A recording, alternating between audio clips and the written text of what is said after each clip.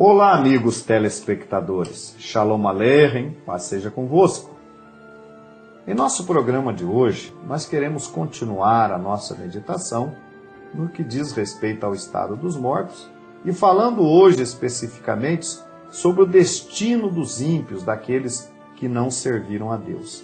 Estaremos também aproveitando o programa para atender algumas colocações de nossos telespectadores e de nossos internautas com respeito à palavra inferno, lago de fogo, queimar para todo sempre.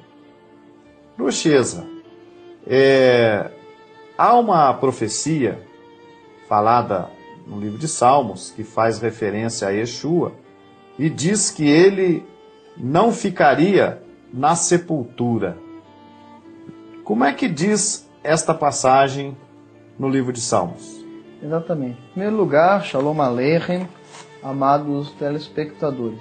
Nós sabemos que essas crendices que os homens criam, inventam, nada mais são do que maneiras de desvirtuar a verdade sobre as Escrituras. No Salmo de número 16, nós encontramos a passagem que posteriormente será citada nos escritos da Beit Hadashah, e que nos diz o seguinte: pois ao Sheol, Sheol, que significa em hebraico sepultura, não abandonarás a minha alma, e nem permitirás que com a corrupção eu me depare. Veja bem, no Sheol, na sepultura, em hebraico, não abandonarás a minha alma, nem permitirás que com a corrupção eu me depare, fazendo referência à destruição do corpo pela terra. Isso está, então, em Salmo 16, 10. Inclusive aí, quando fala minha alma, quer dizer a minha vida, meu ser. Entenda-se como nós já explicamos em programas anteriores. Não é alguma coisa espiritual, era ele próprio. Exatamente. Né? E no caso aí, Davi estava dizendo que o seu corpo, né, não seria consumido pelo pó da terra, não seria desfeito. E ele estava fazendo uma menção aí a Yeshua HaMashiach. Nós vamos ver no livro de Atos agora, no capítulo 2, versículo 27. Nós temos aqui conosco a presença do Rosh Nehemia de São Paulo, que estará compartilhando conosco na meditação de hoje. Shalom Aleichem, amados telespectadores. Fazendo então a leitura do livro de Atos, capítulo 2 e o verso 27, que diz: pois não deixará a minha alma no Hades, nem permitirá que o teu santo veja a corrupção. Hades, que do grego significa sepultura. Exatamente. Agora, é interessante como, na verdade, na língua portuguesa, as palavras elas tendem a ganhar novos significados, significados que vêm a distorcer o verdadeiro e original sentido da palavra. Isso acontece muitas vezes. Em programas anteriores, por exemplo, nós falamos sobre a palavra alma, que é entendida no mundo religioso como um ser em status espiritual que resiste fora do corpo, habitando ou nesse mundo ou num outro hemisfério espiritual. E a gente sabe que à luz da Torá, a palavra alma nada mais é do que corpo animado pelo Espírito de Deus, ou mesmo em grego se refere a nossos pensamentos e emoções. Assim também, a palavra Sheol em hebraico e a palavra Hades no grego, citada depois, traduzida para a palavra portuguesa inferno, dá um sentido justamente de que as pessoas, ou de que a alma da pessoa está em algum outro hemisfério. Por quê? Porque essa palavra foi penetrada de uma série de crendices pagãs advindas da religião romana, que defende a ideia de que o homem que não segue aquilo que ela ensina, então iria para esse lugar, a quem ela chama de inferno, e que estava pintado nos afrescos das igrejas medievais e que depois foi figurado na poesia de Dante Alighieri, na chamada Divina Comédia, o poeta italiano, e que descreve o inferno como um lugar onde as pessoas estão lá gemendo. Então, ambos os textos, tanto citado em Atos capítulo 2, versículo 27, como em Salmos 16:10, fazem referência a Hades e Sheol, a sepultura. Sepultura, né? E nada além disso. Agora, eu gostaria de ver, só para nós termos uma ideia, Orochi Nehemia vai ver o Salmo, aí no caso, o Salmo 16, verso 10, na versão João Ferreira de Almeida, você vai ver aí onde que começa o problema, as dificuldades que leva, a gente tem que admitir que quem não conhece a palavra de Deus acaba se confundindo mesmo. Vamos ver. Pois não deixarás a minha alma no inferno, nem permitirás que o teu santo veja a corrupção. Aqui aparece a palavra inferno. Em vez de Sheol, nós lemos aí no caso na Bíblia hebraica, falando a palavra Sheol, que quer dizer sepultura. Aqui traduziu como inferno. Agora você veja essa dobradinha inferno e alma, está feito a confusão, né?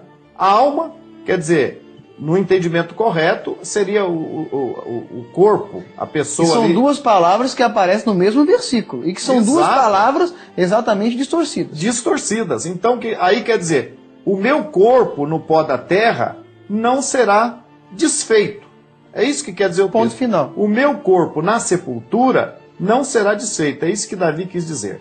Obviamente, no caso no livro de Atos, está fazendo referência a Yeshua, porque fala que Yeshua foi sepultado e ressuscitou. Ou seja, em cumprimento dessa profecia. Ou seja, a alma de Yeshua permaneceu durante 3 dias no Sheol, na sepultura. E não foi o quê? Não chegou a ser consumido Não porque o viu a Senhor corrupção. o ressuscitou. Então é isso que ele estava falando aqui, o escritor de Atos dos Apóstolos, se referindo a ele, dizendo que essa palavra de Davi se cumpriu nele porque ele ressuscitou dos mortos. Porque a sepultura não foi capaz de destruir o seu corpo. Exatamente. Então veja bem aí, onde aparece alma como sentido da pessoa, do corpo da pessoa. No né? sentido correto. Agora, a gente vê mais coisas ainda, por exemplo, há uma ideia de que, vamos falar um pouco agora assim, daquilo que eles chamam de inferno. Eu prefiro não usar esse termo inferno, porque ele confunde a mente das pessoas. Eu prefiro usar o fogo eterno, o lago de fogo, alguma coisa desse tipo. Há uma outra passagem também que Yeshua fala, fazendo referência à morte, à destruição. Ele fala, nós vamos ver aí em Marcos, capítulo 9, do versículo 44 ao 46. Rochiesa vai ler para nós. Diz assim o livro de Marcos, capítulo 9, verso 43. Se a tua mão te faz tropeçar, corta, pois é melhor entrares maneta na vida do que tendo as 2 mãos e ires para o inferno e para o fogo inextinguível, onde não lhes morre o verme, nem o fogo se apaga. Então aqui a gente vê, traduzindo por inferno, que uma palavra que não é esta. Que não é essa, porque na palavra aqui usada no latim é guerrinon, que é uma palavra hebraica, na verdade, que não existia em latim. É uma palavra hebraica, guerrinon, que significa lago de fogo, que originalmente, geograficamente, era um lugar onde os corpos eram incinerados e que faz referência à destruição lá na frente, o lago de fogo dos ímpios. O que não tem nada a ver com a sepultura. Nada a ver com a sepultura. O nosso telespectador tem que ser cauteloso na hora de ler para que ele não venha fazer confusão. Porque é inadmissível essa ideia da pessoa ficar queimando eternamente e sem um propósito. Qual que seria o propósito de Deus em deixar a pessoa queimando eternamente? Exatamente. Essa passagem de Marcos 9, 43 a 46 faz referência ao Guerrinon, que era um lugar onde se queimavam os cadáveres. Sim, exatamente. Então, essa versão acabou usando a palavra inferno. Quer dizer, usa inferno para tudo, né, Luciano? Usa inferno para tudo. Usa inferno para sepultura, usa inferno para lago de fogo, o que faz com que o leitor da Bíblia ele não saiba nenhuma diferença entre uma coisa e outra, porque generalizou. É o mesmo problema da alma, que eu uso alma para falar do espírito, de repente eu uso alma para falar do corpo, de repente eu uso alma para falar da mente, e de repente sangue. É tudo do sangue. E aí ninguém mais sabe o que é o que. Aí você pergunta, por exemplo, o que é inferno? O que as pessoas respondem? O inferno é um lugar onde a alma, que para eles é uma coisa fora do corpo, fica lá sofrendo, passando tipo de tortura. Sofre 1000 anos, 2000 anos, 10 milhões de anos inteira. E continua sofrendo, como dissemos, sem propósito nenhum, né? Mas como explicar, por exemplo, a questão do bicho que nunca morre? Exatamente. Isso é um ponto que as pessoas pegam para dizer que é um inferno de fogo, que lá o bicho vai estar sempre comendo a pessoa, né? Sim. A pessoa está lá e está sempre sendo comida pelo bicho, né? Ou o fogo está sempre queimando e nunca se apaga, né? Isso é a menção, foi uma menção também de Isaías 66, 24, que diz o seguinte: E sairão e verão os corpos mortos dos homens que prevaricaram contra mim, porque o seu verme nunca morrerá, nem o seu fogo se apagará, e será um horror para toda a carne. Veja bem, o que significa o seu verme, o seu bicho nunca morre? Primeiro nós temos que entender o seguinte: quando o corpo cai no pó da terra, ele passa a ser comido pelos vermes, né? Pelos bichos, né? Mas os bichos só vão comer o corpo quando já está morto, quando o homem está morto. Claro, Nenhum bicho vai comer o cidadão vivo. Então primeiro ele morre, então ele já está morto. Ele não está vivo eternamente ali sendo comido pelo bicho, ele está morto. Sim. Ele morreu. Então o cidadão caiu no pó da terra, morreu, o bicho começa a comer. Por quanto tempo o bicho vai comer aquele corpo? Enquanto tiver a substância. O bicho não morre, então o bicho vai comer até que acabe tudo aquilo que ele está comendo. Esse mesmo exemplo a gente transfere por causa do fogo. O fogo é eterno. Significa o quê? Que aquele corpo, o cidadão caiu no lago de fogo depois da segunda ressurreição. Ele não teve parte na primeira ressurreição, ele não aceitou a fé, não aceitou a libertação que Deus lhe deu, não passou pela Tevilá, que a gente já explicou que a Tevilá faz o papel da segunda morte, justifica os pecados, o cidadão alcança o perdão dos pecados e, portanto, ele não sofrerá o dano da segunda morte. Mas ele não passou por isso, ele não quis aceitar, deixou passar a oportunidade dele. Na segunda ressurreição, ele ressuscita, ele volta a viver com todas as suas faculdades mentais. E ele então entra no juízo de Deus, no grande juízo final. É claro que não tem saída para ele, é só para conhecer a sentença. Ele é lançado no lago de fogo e enxofre.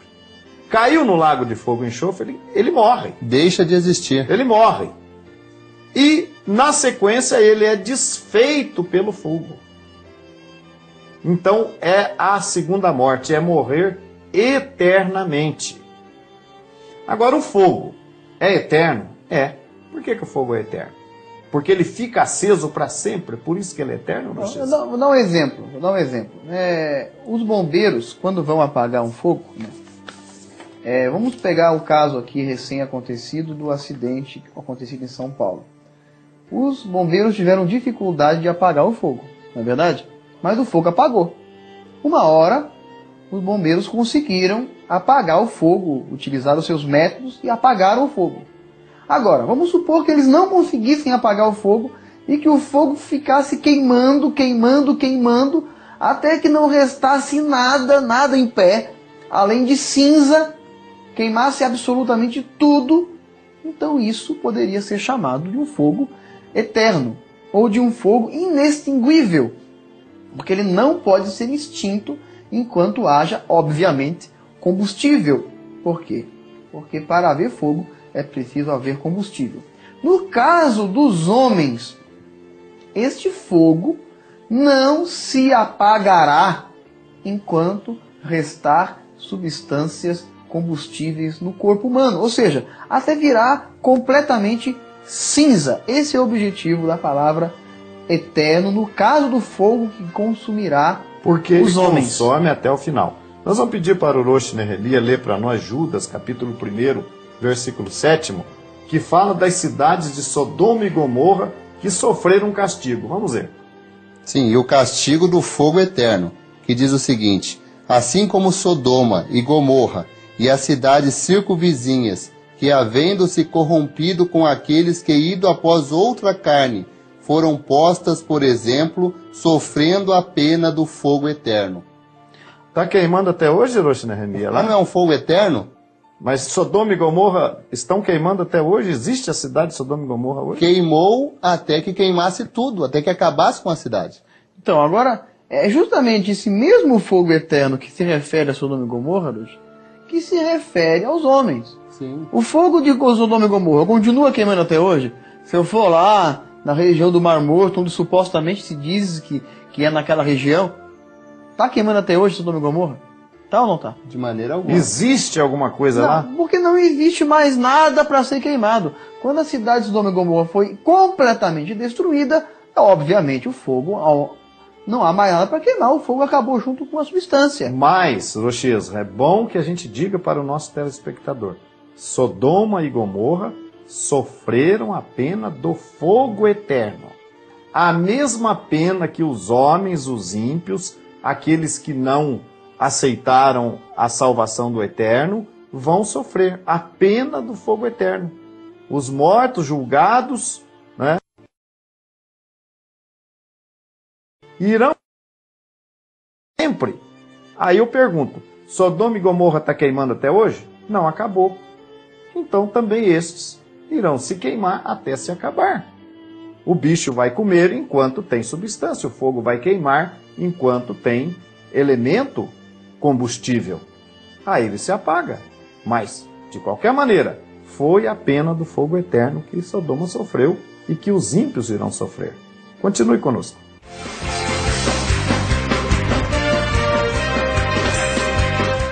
Olá, amigos telespectadores. Vocês estão assistindo o programa Israelita da Nova Aliança.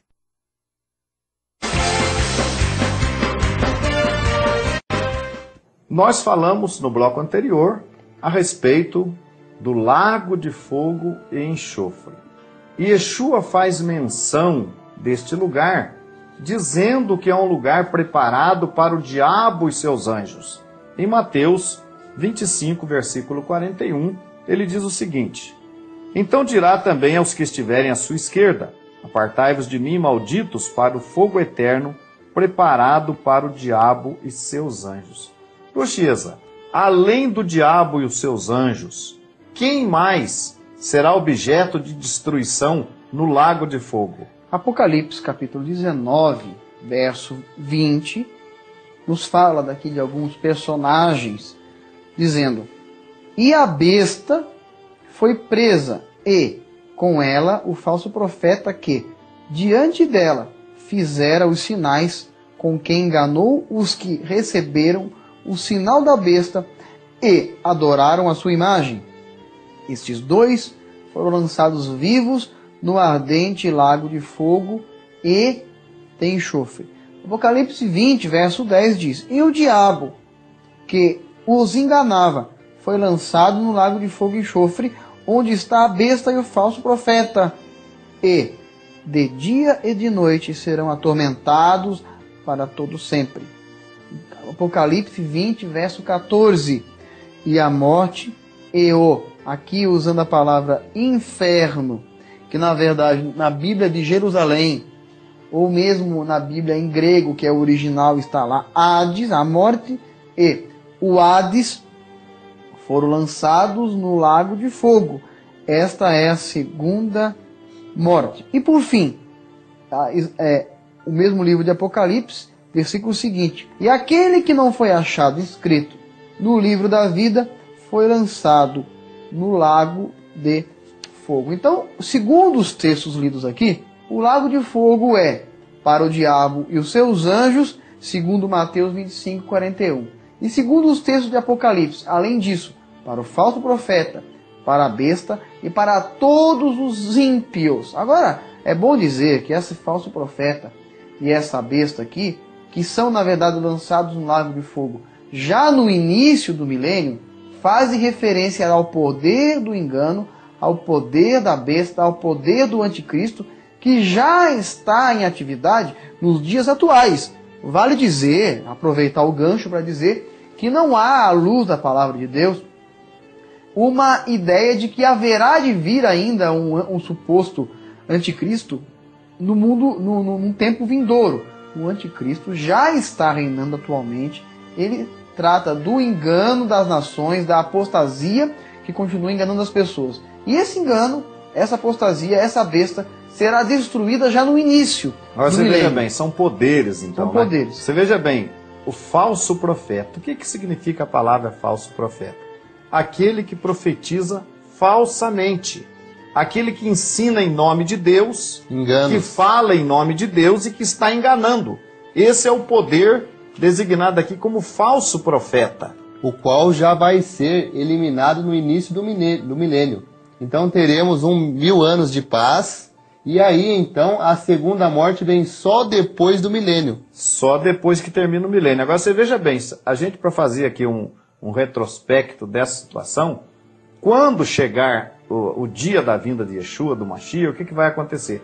Nós vamos ter aqui a tremenda batalha do Armagedon, que será a destruição de reis e nações. Você encontra isso também no capítulo 19 de Apocalipse, falando dessa destruição dos reis. Os reis então serão destruídos, né? Sim. E esses dois poderes, a besta e o seu líder, a sua liderança, né, serão lançados nesse lago de fogo. Lago de fogo significa o quê? Símbolo de destruição, Que é chamado também, extinção. que é chamado também esse período aí, no texto de Apocalipse, de a grande ceia de Deus. A grande ceia de Deus. Isso está dito no versículo 17 do capítulo 19, que fala assim: Então vi um anjo posto em pé no sol e clamou com grande voz, falando a todas as aves que voam pelo meio do céu: Vinde, reuni-vos para a grande ceia de Deus. Aqui diz o versículo 18: Para que comais carne de reis, a ceia das aves, comerão a carne dos reis, carnes de comandantes, carne de poderosos, carne de cavalos e seus cavaleiros, carne de todos, quer livres, quer escravos, tanto pequenos quanto grandes. E no verso 19, por fim: E vi a besta, nesse mesmo período, a besta e os reis da terra, com os seus exércitos congregados para pelejarem contra aquele que estava montado no cavalo e contra o seu exército. Mas a besta foi aprisionada, e com ela o falso profeta, que, com sinais feitos diante dela, seduziu aqueles que receberam a marca da besta, como Então já você lemos. veja bem, isso aí é Armagedon. É a destruição física das nações que terão que entregar o reino a Yeshua, ao Mashiach, na sua vinda. Que está no capítulo 11, né? Que os reinos do mundo se tornaram de nosso Senhor. Então, E do seu iraram-se Mashiach, as seu nações Cristo. e chegou o tempo de serem destruídos os que destroem a terra. terra. Então nós temos aí, quando Yeshua ocupar o trono messiânico em Jerusalém, aqui na terra, né? Então começa a destruição dos inimigos de Deus, né? Satanás é preso. Ele e as hostes de demônios serão presos por 1000 anos. Por quê? Para que Yeshua possa reinar sobre as nações, trazer a restauração, trazer a terra de volta ao que ela era no Éden. Então ele começa prendendo Satanás, começa destruindo as nações, né? Os servos de Satanás, representado pela besta e falso profeta, que é o poder religioso atual que engana as pessoas com a apostasia, Esse já é lançado de cara no fogo. porque eles não podem atrapalhar o processo Ou seja, é do milênio. lançado para a destruição. Exatamente. O papel do fogo não é só esquentar, é distinguir também. Claro. Né? O papel dele é destruir, É transformar em consumir. cinzas. É consumir. Interessante. Então esses dois poderes serão destruídos, né? Aí começa o reinado milenar de Yeshua aqui na terra, com o restante dos judeus como uma nação missionária e o restante dos homens que sobreviveram e os santos transformados reinando com ele. Um Tá. reino onde não vai se permitir o engano, né? Interessante de salientar aí que as pessoas que porventura fizerem o mal farão de si mesmo. Não serão mais tentadas Exato, pela Neemias. inclinação má. Porque, na verdade, essa besta e o falso profeta, representando esse poder da apostasia, ela não poderá comprometer justamente o ensino da Torá que será feito durante o reino de Mashiach. A restauração de todas as coisas. Isso, por isso tem que destruir agora. Sim. Entende? Bom, então o que vai acontecer? Nós transcorre aí o reino milenar, né? No fim do milênio, Satanás é solto da sua prisão com os seus anjos e na sua última e desesperada tentativa, ele tenta enganar. É ele que vai enganar, porque a besta e o falso profeta já estão no lago de já fogo. acabaram. Sim. Aí ele também é lançado no lago de fogo e enxofre também, quer dizer, aí já não tem mais nenhuma atuação dele. É por isso que ele não foi destruído no começo do milênio, porque ele ainda tinha uma atuação para o fim do milênio. entende? Aí ele é lançado no lago de fogo. Aí nós temos o quê? O juízo final, a ressurreição, a segunda ressurreição, a ressurreição dos ímpios. Está lá no capítulo 20, o grande trono branco. Estas pessoas são julgadas e são também lançadas no lago de fogo e enxofre. Eu gostaria até que você lesse aí, em Apocalipse capítulo 21, versículo 8, que diz aí, quanto aos tímidos, aos... Exatamente. Mas quanto aos tímidos, aos incrédulos, aos abomináveis, aos homicidas, aos fornicadores, aos feiticeiros, aos idólatras e a todos os mentirosos, a sua parte será no lago que arde com fogo e enxofre, que é a segunda morte. Agora veja bem, então mais uma vez aqui está mostrando que quando se refere a fogo, se refere ao fogo como um símbolo de sua destruição, né? O fogo está ligado nesse texto à destruição, à combustão, à extinção. Qual é a única maneira de se extinguir uma substância? É através do fogo. A água não pode fazer isso. Somente o fogo é capaz de extinguir uma substância. Então aqui o fogo, utilizado aqui como um símbolo de destruição dos que cometem o pecado, então é o que na verdade em hebraico nós chamamos de Gehinom, que algumas pessoas aí falam como Geena, que na verdade é Gehinom. Inclusive faz parte de uma oração judaica que fala: nos livre do Gehinom, que é o lago de fogo, nada a ver com a palavra inferno que as pessoas traduzem aí. Rochesla, nós vimos aqui que aqui também apareceu a palavra segunda morte. Por que segunda morte? Nós vemos que o ímpio, por exemplo, ele viveu sua vida, ele viveu suas transgressões, morreu e mesmo assim teve a segunda ressurreição, para ser julgado e ser lançado no lago de fogo e enxofre. Agora nós temos aqui a segunda morte, que é o fato do quê? Dele ressuscitar, tomar conhecimento da sua condenação e aí ser destruído para sempre. Eu até gostaria que o Roshi Ezra procurasse para nós João 11, 26, se eu não me engano, que fala daqueles que servem, que aceitam a Yeshua, que vão ressuscitar na ressurreição, na primeira ressurreição, na ressurreição dos justos, né? Que eles não sofrerão o dano do quê? Da segunda morte. Agora veja bem, isso aqui é um texto que nós já falamos em programas anteriores, João 11, verso 25, diz assim: disse-lhe Yeshua: eu sou a ressurreição e a vida. Quem crê em mim, ainda que morra, viverá. Fazendo menção à ressurreição dos justos. Verso 26. E todo o que vive e crê em mim, não morrerá eternamente. Crês nisso, né? Falando a irmã de Lázaro ali. O que crê nele não morre eternamente. Ou seja... E o que não crê nele? Morre eternamente. Sofre o dano da segunda morte. Agora veja bem, Rosh Shai, é bom que se diga o seguinte: é segunda morte, não é segunda vida. Não é segunda vida. Não terá mais ressurreição. Agora, a impressão que dá é quando a gente fala, quando as pessoas falam isso, é que é segunda vida, porque a pessoa ressuscita e vai viver eternamente. E vai viver eternamente queimando. Isso é segunda vida, não é segunda morte. O que é morte? Morte, é apagar. Nós explicamos semana passada. Deixar de existir. Deixar de existir, né? Então a segunda morte significa que a pessoa vai morrer de novo, pela segunda vez. Só que dessa vez para nunca mais ressuscitar. Agora, quando se fala nessa destruição do lago de fogo aí, depois do juízo, eu quero lembrar aqui o que Shaul HaShalir, Rav Shaul, disse em 1ª Carta aos Coríntios, capítulo 15, versículo 25 e 26, nós vamos ler. Porque convém que reine, até que haja posto a todos os inimigos debaixo de seus pés. Ora, o último inimigo que há de ser aniquilado é a morte. Até a morte será destruída. Você veja bem aqui, você viu aqui que a própria morte, ela é lançada no lago de fogo. Para quê? Por que a morte, no fim de tudo, a morte também é lançada no lago de fogo? Porque não há mais necessidade dela. Sim. Ela vai permanecer, assim como a gente viu que Satanás vai ser lançado no lago de fogo depois do milênio, porque ele tem um serviço para fazer no fim do milênio.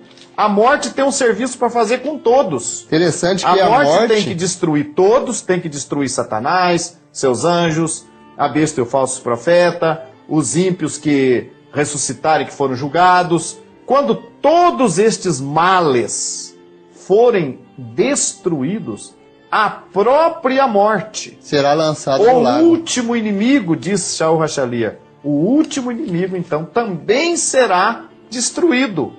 Agora tem sentido, Rocheza? Eu queria até que você visse essa questão aí que fala que o Hades, ou que o inferno, uma versão da Bíblia, diz que o inferno vai ser lançado no lago de fogo. Exato. Isso está em Apocalipse, né? A gente acabou 20, de ler 14. Aqui. É Apocalipse 20, versículo 14, que diz: e a morte e o inferno foram lançados no lago de fogo, essa é a segunda morte. Agora, se inferno significa fogo, como é que ele vai ser jogado no fogo? Você está lançando um fogo dentro do outro? Não, dentro de um lago de fogo. Agora veja bem, ele traduz, o que é isso? É a segunda morte. O que é o lago de fogo? É a segunda morte. A morte e o inferno, ou seja, a morte e a sepultura, foram lançados no lago de fogo. Esta é a segunda morte. Não tendo mais morte, não há necessidade de sepultura. Mas eu queria ler um texto, Rocha. Leia. Me permitam, um texto que está em Apocalipse 1,18, muito importante. E aquele que vive e esteve morto, mas eis que estou vivo pelo século dos séculos, e tenho as chaves da morte e do inferno. O que significa isso? Que Yeshua, de quem está se referindo o texto, tem a chave da sepultura. Não é que ele tem a chave lá do inferno. Não uma chave física. Ou que ele foi lá, como alguns dizem, foi lá, tomou a chave da mão do diabo, a chave do inferno, que é onde o diabo mora. Não, o inferno não é onde o diabo mora. Aqui é a chave do Hades, originalmente. Ele tem a chave do Hades porque ele é a voz dele que vai dizer a hora das pessoas ressuscitarem. Por isso ele tem a chave do Hades. Por isso aqui a palavra inferno. E ele vai fechar também a porta do Hades. Exatamente. Né? Quando a morte, não tendo mais ninguém para destruir, acabou. Está tudo no lago de fogo. Ela própria também será destruída. A chave do abismo também estava na mão dele. Aí voltando então, quando o fogo queima e não tem mais nada para queimar, o que acontece com o fogo? Ele apaga. Não é? No caso de Sodoma e Gomorra, né? Queimou eternamente. Eternamente. Acabou, cidade de Sodoma e Gomorra, acabou o fogo, não tem fogo nenhum mais lá. O fogo é eterno.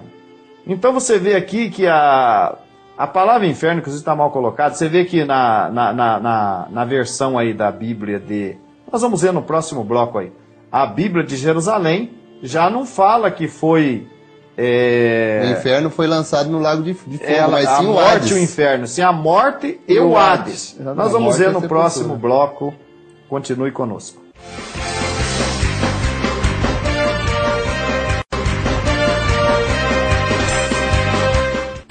Nós vimos, portanto, nos blocos anteriores, que o papel do lago de fogo e enxofre é destruir, extinguir com os males, entre eles o diabo e seus anjos, também os inimigos de Deus que enganam nos dias de hoje, a besta e o falso profeta, os homens que não serviram, que não aceitaram a palavra do Eterno, que morreram na expectativa da segunda morte, desse juízo.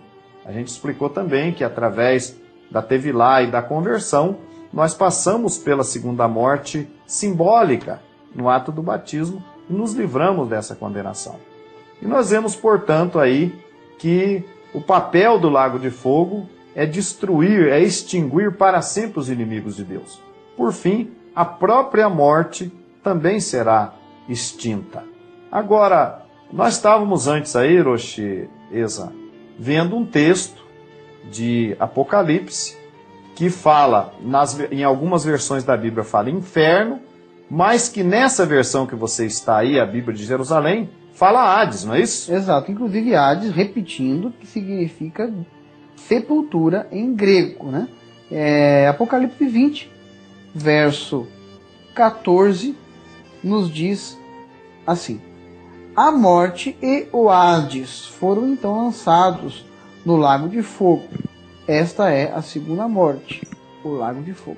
Então quer dizer, o lago de fogo é a segunda morte. E aqui como sendo representando uma mesma coisa, e agora sim, a morte e o Hades, significando que a morte e a condição de morte acabando, as pessoas não vão mais morrer. Agora aí, inclusive, eu quero até complementar que aqueles que sobreviverem durante o milênio, que forem provados por Satanás no fim do milênio, e não cederem, eles entram para a eternidade e não morrem mais. Por quê? Exato. Porque não existe mais a Na morte. condição de homens semelhantes a Adão, né? Inclusive, não cabe aqui o comentário, mas existe inclusive a figura da árvore da vida lá em Apocalipse, né? Que serve de remédio, Que né? serve de remédio no sentido da Das saúde, ações. mas saúde ali não significa doença. Saúde ali significa continuidade de vida, né? Serve para a vida, a continuidade da vida ou a eternidade condicionada Sim.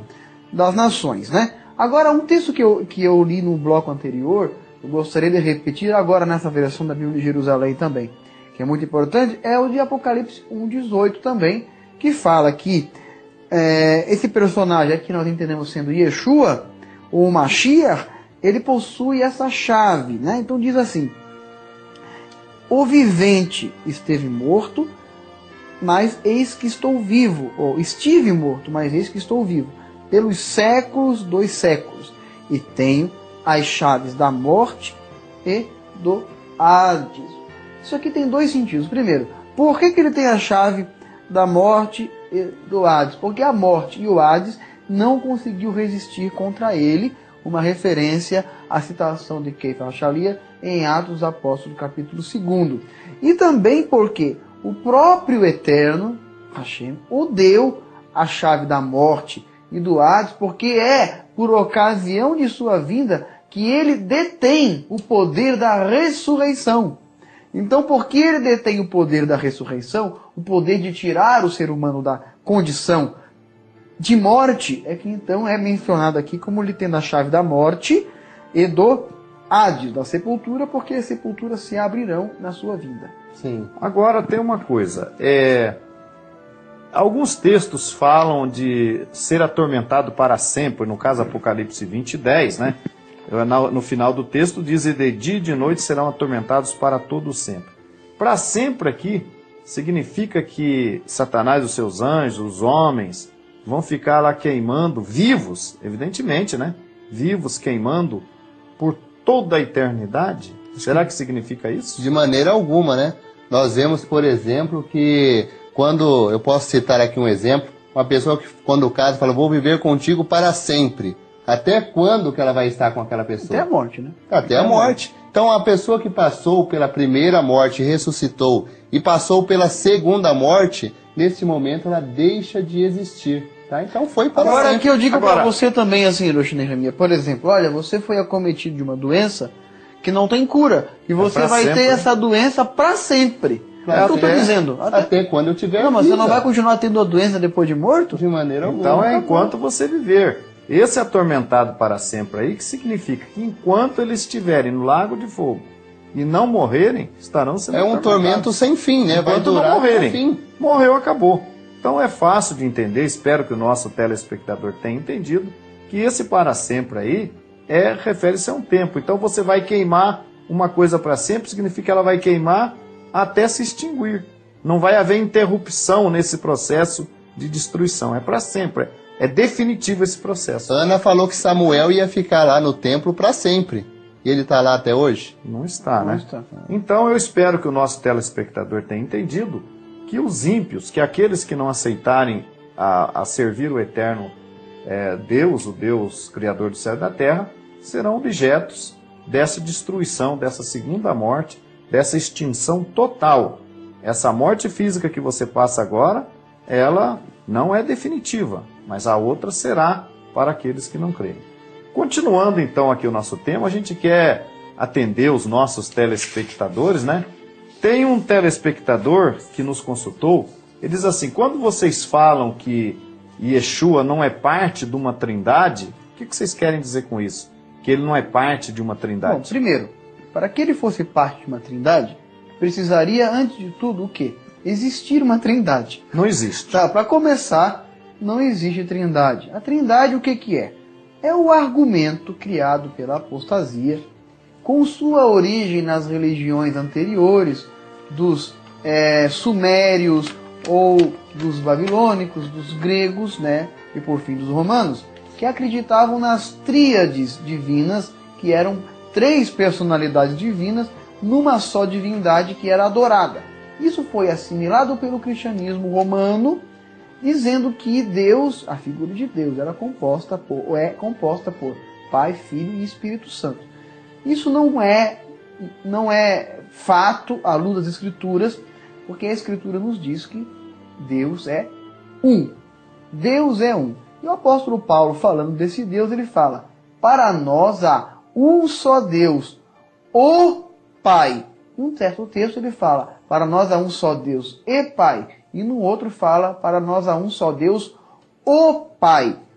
E Yeshua para nós, sendo ele o Filho de Deus, mas não querendo ser semelhante a Deus, mas Deus o fez Senhor e Messias. Então por isso ele não é parte de uma trindade, porque não existe trindade. Então ele não pode ser parte de uma coisa que não existe, né?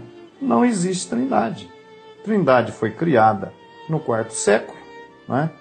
Você vê que como os pagãos hoje, né, criam em vários deuses, tinha um Deus para cada coisa. Cada coisa, Deus do amor, Deus da saúde, Deus da prosperidade. É como acontece hoje, nos dias de hoje. Nós vemos então, o telespectador pode perceber que hoje tem festa aí, festa para o Deus do casamenteiro, festa para outros e vários deuses. E assim que foram substituídos por santos, né? Então isso, a religião cristã, entre aspas, apostatada, que se aliou com o imperador, começou também a achar interessante ter mais que um Deus.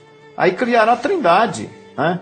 Tanto é verdade isso, a gente falou no programa anterior aí, que Justiniano, no ano a partir de 546, ele chegou ao absurdo de colocar guardas imperiais dentro das sinagogas dos judeus. Veja bem, eu acho que se tem a religião cristã dele lá, tudo bem. Agora, o que tem a ver com a sinagoga do judeu? Chegou a colocar guardas imperiais dentro da sinagoga dos judeus para impedir que fosse feita a oração Shema. Ouve, ó Israel, o Eterno é o único Deus. Então, ele se sentiu incomodado. A religião se sentiu incomodada que alguém estivesse confessando que Deus era um só. Então prova que para eles eram 3 mesmo, né? Sim. Você estava preocupado que alguém estava falando que era um só? Se isso os estava ofendendo, é porque eles criam mesmo que eram 3. É porque, na verdade, o povo judeu sempre representou um forte argumento contra a apostasia. Por isso, calar o povo de Israel era calar a verdade da Torá. Quando eles conseguiram calar o povo judeu e a Torá deixou de ser amplamente divulgada, até é bom lembrar que nesse período o judaísmo ainda era uma religião proselitista, ao contrário do que nós vemos hoje, a não ser no judaísmo da Nova Aliança, porque o judaísmo atualmente não prega mais, mas na época pregava e fazia adeptos. Sim. Então calar o judeu representava uma vantagem para a apregoação da apostasia. Então não só a religião apostatada, né, ensinou essa trindade, como também combatia contra aqueles que defendiam a crença num único Deus, né? E ele pergunta também aqui, quando a gente fala assim, sai dela, povo meu, Apocalipse 18, verso 4, o que a gente quer dizer com isso, né? Ou quando a gente diz, tenho contra ti que toleras Jezabel, mulher que se diz profetiza, ensinar e enganar os meus servos, o que é isso, tolerar Jezabel? O que significa isso? Antes de tudo, concordar ou estar junto com as doutrinas pagãs, desta que a palavra de Apocalipse metaforiza como Jezabel, que nada mais é do que a religião apostatada, do que o cristianismo apostatado na atualidade, representado pela religião romana, representado pelo protestantismo, que continua a enganar as pessoas com a apostasia. Como, por exemplo, trindade, como, por exemplo, no caso da religião romana, culto a mortos, aos santos que estão mortos, né? Como morada no céu, morada celestial, como essa ideia do inferno de fogo que nós acabamos de citar, como a imortalidade da alma e a negação da necessidade da ressurreição dos mortos, como a não crença no único Deus, e por aí vai todos os ensinos pagãos, a guarda do domingo, como o dia que era oferecido ao Deus Sol, hoje se dizendo o dia do Senhor, que é, na verdade, o Shabat, é o dia do Senhor, o Natal, que é uma festa pagã que deu origem ao que se hoje diz o nascimento de Yeshua, então, e não é, tudo Rochedo, isso é a Jezabel. Tolerar Jezabel, tolerar, ensinar e enganar os meus servos, significa admitir os ensinamentos pagãos da religião apostatada dentro da religião do povo. Exato. É isso que é tolerar Jezabel. Não é? Ah, mas eu não sou mais idólatra, eu não me ajoelho mais diante de ídolos, mas continua crendo em tudo que a religião idólatra passou para ele. Comete outros tipos de idolatria, no caso da Trindade, por exemplo, né? O inimigo de Deus, ele quer que o homem se sinta bem, mesmo não estando adorando o Deus verdadeiro. Então ele pega e cria outros deuses, dando a entender que o ser humano está adorando o Deus de Israel, o Deus de Abraão, o Deus de Isaac, o Deus de Jacó, mas transforma esse Deus numa triunidade ou numa trindade, fazendo com que eles cometam idolatria. Hoje, não é mais nem trindade hoje. Hoje é triteísmo mesmo. Sim. Porque o cidadão ora ao Pai, ora ao Filho e ora ao Espírito Santo. Diz bom dia Tem para o uma Espírito confusão, Santo. Bom né? dia ao Espírito Santo. Ele canta a Deus, ele canta a Yeshua, livro, né? ele canta ao Espírito Santo. Sim. Então, hoje, verdadeiramente, é um triteísmo assumido. Você vê, por exemplo, o caso do Natal. Por que o gentil ele celebra o Natal? Qual que é a intenção dele em celebrar o Natal? Não, veja bem. A intenção dele é honrar a Yeshua, o nascimento de Yeshua. Mas o que ele está Essa fazendo? é a intenção. Agora, você veja bem. Se você chamar um cachorro, se você chamar um leão de cachorro, você chama lá o leão de Totó, né? Entra lá na jaula para ver se ele é Totó. Ele é leão. Você botou o nome de Totó nele. Quer dizer, domingo é o dia do sol. E acabou. É o dia que os pagãos adoravam o Deus Sol, a maior divindade. Poxa, agora Tá, veja mas bem. Quando você fala aí em trindade, que a trindade... Sim. A trindade é fichinha em termos de idolatria. Idolatria maior é a guarda do domingo, porque ele está honrando semanalmente, Hiroshisa. Você veja bem, o nosso Deus, o Deus de nossos pais, Abraão, Isaac e Jacó, ele deu o Shabat, o sábado, como um sinal de identificação entre ele e o seu povo. Então, eu adoro o verdadeiro Deus, eu guardo o Shabat. O Deus das trevas criou o domingo. O Deus Sol, domingo é o dia do Deus Sol, o Sunday. E também aqueles que adoram o Sol celebram esse dia. Não adianta dizer que é o dia do Senhor, que Jesus ressuscitou nesse dia. Não adianta, é como chamar o leão de Totó. Você caiu lá dentro, ele te pega. Ele não é Totó, ele é leão. Então, o domingo é uma marca do Deus pagão.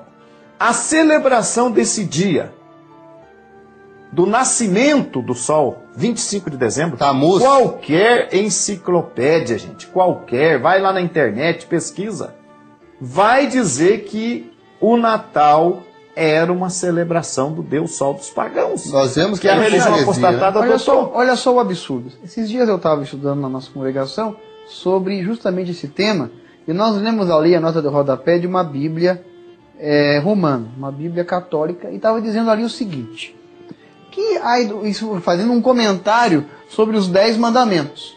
E dizia assim, quando Deus proíbe as estátuas, ele não está se referindo, por exemplo, a imagens de santos, não está se referindo a serpente de bronze ou a anjos, mas só de imagens dele mesmo, tentando então aprovar e justificar a presença de imagens nos santuários. Quer dizer, olha o comentário feito sobre a Torá de um ser que não entende nada de Torá, que nunca ouviu falar realmente de Torá, e comenta um absurdo desses. Esse então é o que Jezabel faz com as escrituras sagradas.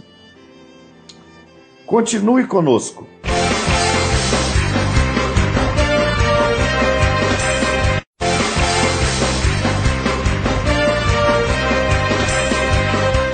Nós vimos então no último bloco a respeito do que significa estar envolvido com Babilônia, ou com Jezabel, com idolatria.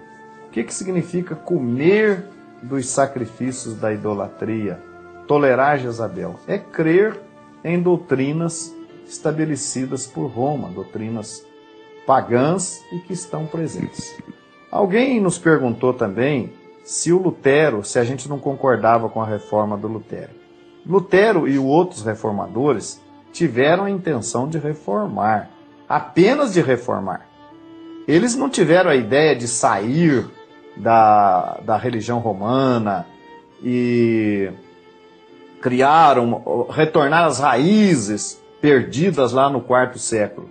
Na verdade, Lutero apenas quis modificar um pouquinho a fé romana. Na verdade, ele, na verdade, conseguiu modificar só um pouquinho, porque de positivo, eu diria que de positivo, o que os reformadores trouxeram de positivo foi só a justificação através da fé.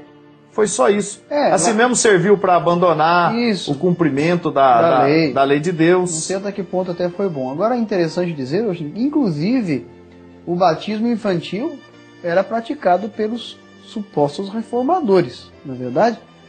O Lutero, esse batismo sem ser infantil, esse batismo infantil não existe, não é válido, né? A gente sabe disso. Só foi em movimentos posteriores que foi reformado. Então veja bem, todos os movimentos que advogam essa palavra, reforma, seja no catolicismo ou seja em movimentos recentes, eu sou da reforma, significa que ele crê no movimento de origem, mas ele crê que o movimento de origem perdeu o seu verdadeiro objetivo. Então, se Lutero realmente tivesse conseguido restaurar a Igreja Católica na época, ele teria feito, na verdade, uma reforma para ela voltar àquilo que ela iniciou. Agora, quando que ela iniciou? Ela iniciou no quarto século. Inclusive, você veja bem uma coisa. Lutero, por exemplo, até o internauta pergunta dos 66 livros da Bíblia, Lutero cria em 62 ou 63 só. Porque vários livros do chamado Novo Testamento, Lutero não aceitou. Só mais tarde que ele veio a incorporar. Ele não aceitava os 27 livros do chamado Novo Testamento. Ele excluía alguns desses livros. Continua guardando do inclusive livro. Também, quando ele viu que não havia conversão dos judeus, ele passou a perseguir o povo judeu também. Outros reformadores também, né? A história nos diz o seguinte, que Lutero teria feito um acordo de paz durante algum tempo com os judeus, que duraria alguns anos, e diz que nos últimos anos desse acordo, ele já ansiava grandemente pelo fim desse acordo. Sim. E imediatamente após o fim desse acordo, o movimento protestante reformador começa então a incendiar as sinagogas, detalhe, com os judeus dentro das sinagogas, e matou muitos judeus, o movimento protestante. Eles tinham esperança que os judeus se convertessem ao catolicismo de vontade própria. Mas se convertesse ao protestantismo reformado. Exatamente. Agora, vale dizer o seguinte, ainda em tempos recentes, que a Alemanha nazista, que matou 6 milhões de judeus, era de profissão oficial protestante. A Alemanha nazista, onde começou, na verdade, na Alemanha, onde começou o movimento protestante, e Lutero era alemão, da onde veio o movimento calvinista com Calvino posteriormente, que foi para o anglicanismo, que foi para os outros países da Europa, que continuou a ser antissemita e até os dias de hoje ainda é. Na Inglaterra, agora recentemente, é que se chegou à paz lá na questão da Irlanda, Sim. entre católicos e protestantes. Exatamente. Quer dizer, agora, gente, o que a gente vê? Eu sei que é difícil, talvez, para você entender essas coisas. Deus está dando uma oportunidade para as pessoas para fazer uma conversão, para unir-se ao verdadeiro Deus, para unir-se ao povo de Israel e ter herança. Shaul Hachaliah fala até que era para que os gentios tivessem herança entre os santificados por ele, né? Você hoje está tendo essa oportunidade, Deus está dando essa oportunidade. Eu até acredito que nós estamos vivendo já tempos proféticos do fim, já que Deus está abrindo essa possibilidade dos sinceros, não só entre os gentios que estão enganados pela crença e prática numa religião idólatra, como também para aqueles do nosso povo, Rocheza, que estão aí por todo o Brasil, pelas cidades do Brasil, muitas vezes sem uma assistência religiosa, muitas vezes crendo até em Yeshua, como um judeu, como um rabino, mas que não irão unir-se a nenhuma religião protestante, porque isso seria um retrocesso, seria desaprender. Eu diria o seguinte, que infelizmente muitos judeus atuais estão dentro das igrejas por aí afora, os movimentos por aí afora, no protestantismo, em outras religiões, e eu diria que você crer em Yeshua nestas denominações não resolve o seu problema. Você está realmente se tornando um idólatra. Seu rabino, quando fala isso para você, está certo. Você está se tornando um idólatra mesmo. Agora, crer em Yeshua, o verdadeiro Mashiach de Israel que nós apregoamos, é o Yeshua verdadeiro. Como nós falamos, não faz parte de uma trindade, que não existe, que não aboliu a Torá de Moisés, que não falou contra Moisés, que não falou contra as festividades, que não falou contra nada que estivesse de acordo com a lei de Moisés e com os ensinos dos profetas. Isso era o motivo para ele ter vindo, né? E não abolir a lei, como alguns dizem. O apóstolo Paulo, por exemplo, ele ensinava que Yeshua era o Mashiach pela lei e pelos profetas. Por exemplo, pregar o Jesus que é pregado hoje, um Jesus que transgride o Shabat, que libera a alimentação imunda. Será que ele conseguiria pregar esse Yeshua, o verdadeiro Mashiach, pela lei, pela Torá e pelos profetas?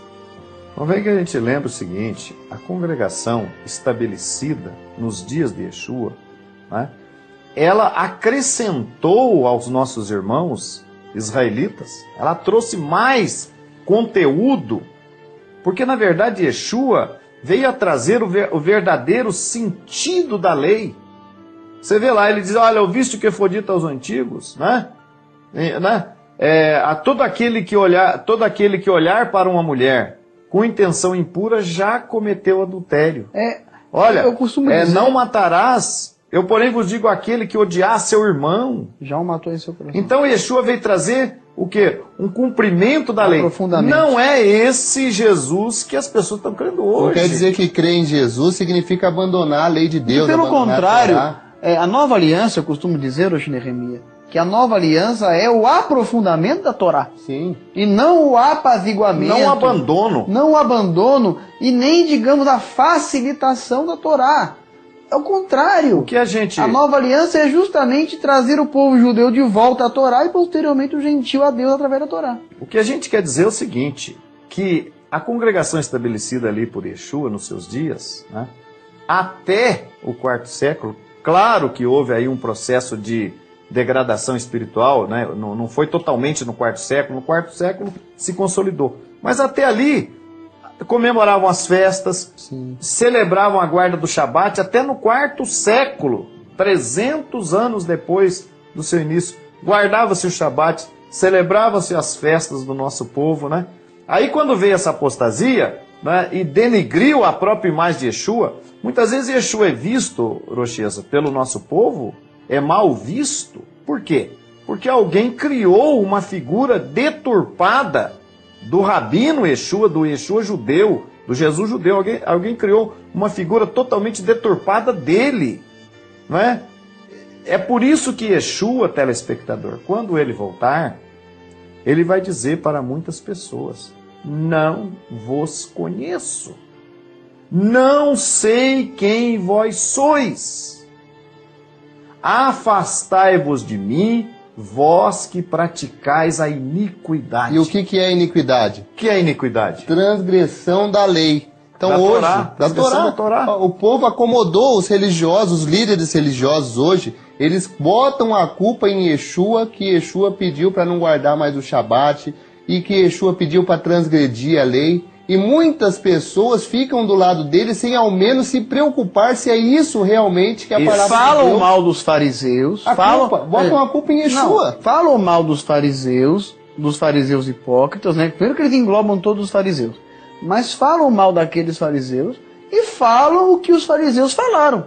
Quer dizer, defendem a ideia daqueles falsos fariseus que condenaram Yeshua, dizendo que ele não guardava a lei, que ele se opôs à lei de Moisés, aqueles que condenaram a Estevão porque disseram que Estevão havia transgredido e mudado a lei de Moisés e pregado contra a lei de Moisés e contra o templo, coisa que Estevão não fez. Estão concordando com os acusadores de Shaul Hachalia, o apóstolo Paulo, quando o acusaram de também mudar a lei, de ensinar que os judeus não deviam praticar a lei de Moisés, coisa que ele não fez, que confessou não fazer.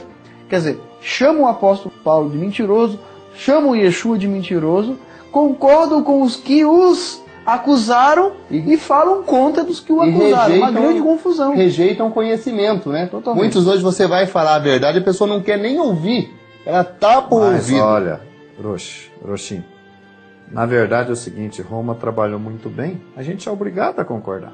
Roma conseguiu criar uma figura deturpada de Jesus, de Yeshua, de Deus, não é? É por isso que a gente fala com o telespectador, a gente fala com o nosso povo, com os judeus que estão por aí, que creem no Yeshua bíblico, Mashiach. o Mashiach, que ensinou a... Você veja, milhares de judeus creram. Teve um internauta, um telespectador, que falou para mim que os judeus rejeitaram Jesus. Alguns falam, fico feliz porque os judeus estão crendo em Yeshua. Os judeus rejeitaram Jesus. Meu Deus, veja bem. Quem creu?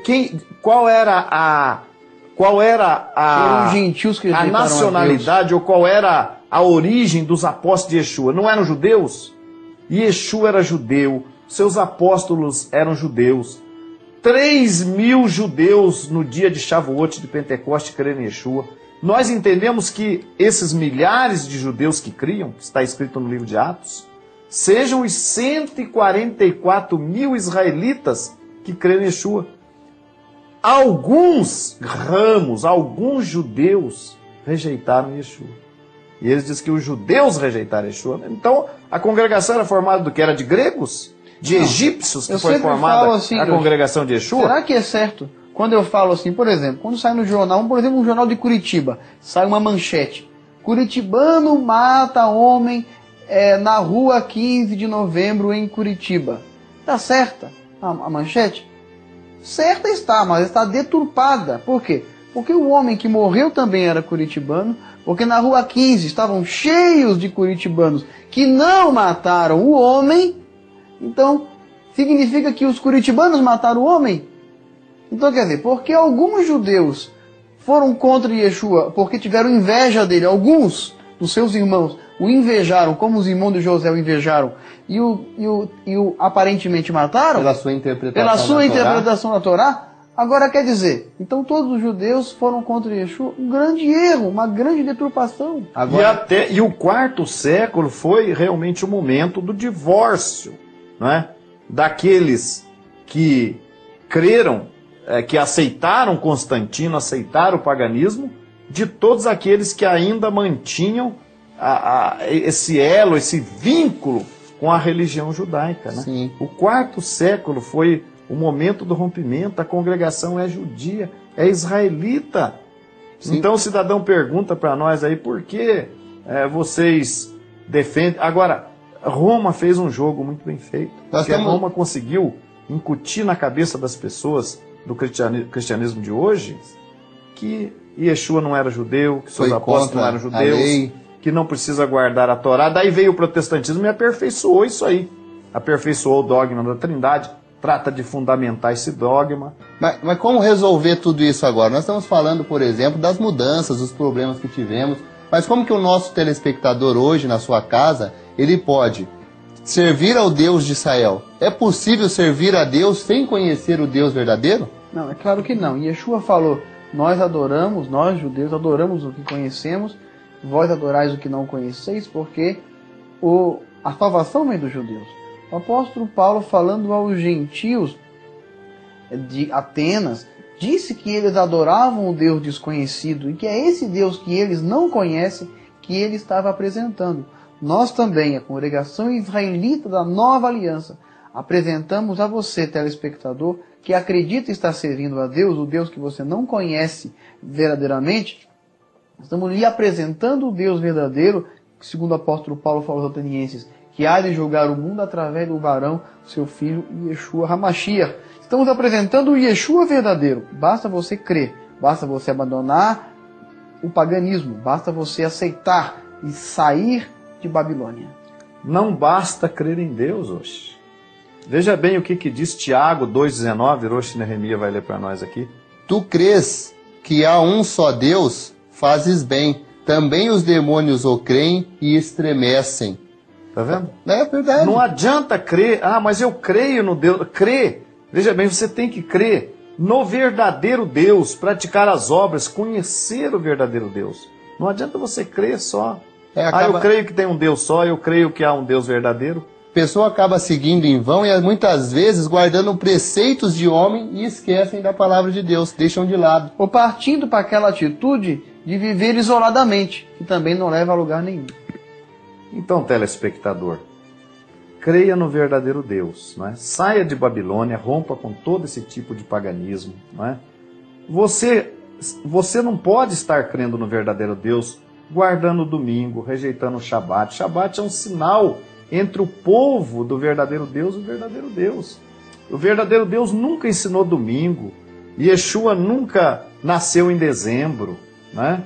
Yeshua guardou os mandamentos da Torá, celebrou as festividades com seu povo.